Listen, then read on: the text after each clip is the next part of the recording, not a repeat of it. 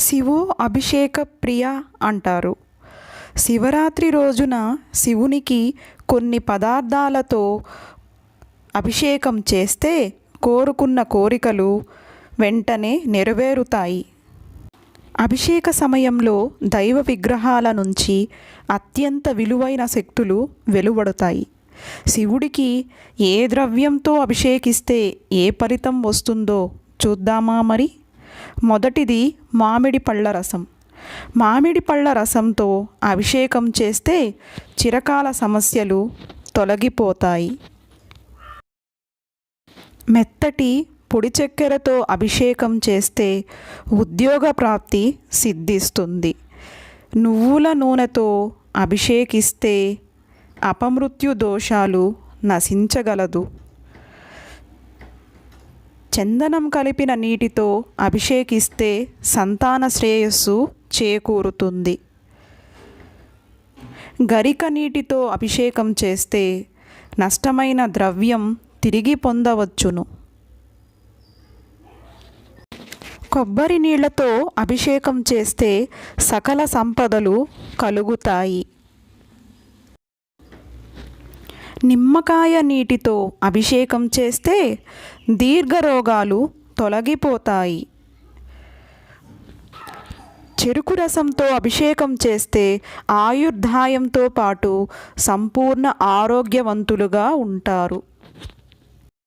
మామిడి పండు రసంతో అభిషేకం చేస్తే చిరకాల సమస్యలు తొలగిపోతాయి. ద్రాక్ష రసంతో అభిషేకం చేస్తే కార్యసిద్ధి కలుగుతుంది.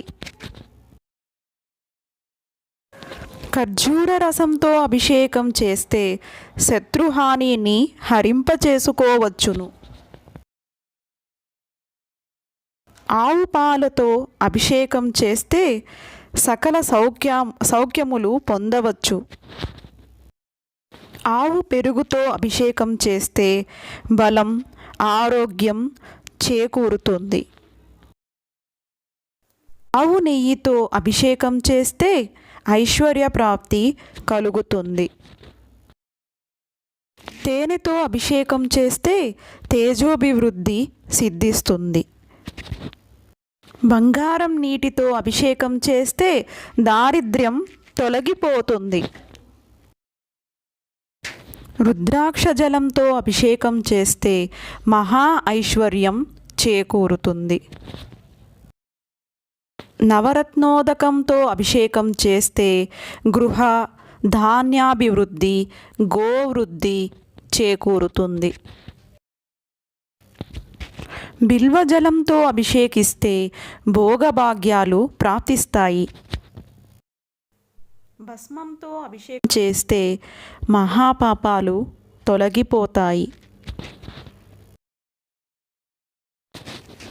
అన్నాభిషేకం చేస్తే మోక్షం, దీర్ఘాయువు చేకూరుతుంది.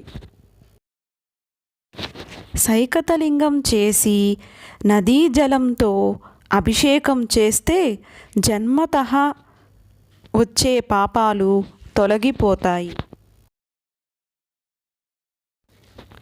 ఈ మహాశివరాత్రిన మంచినీటితో అభిషేకించినా చాలు, ఆ పరమశివుడు పరవశుడై కోరిన కోరికలన్నీ నెరవేరుస్తాడు. అందరికీ అష్టైశ్వర్యాలు ప్రాప్తించాలని కోరుతూ శుభం భవతు.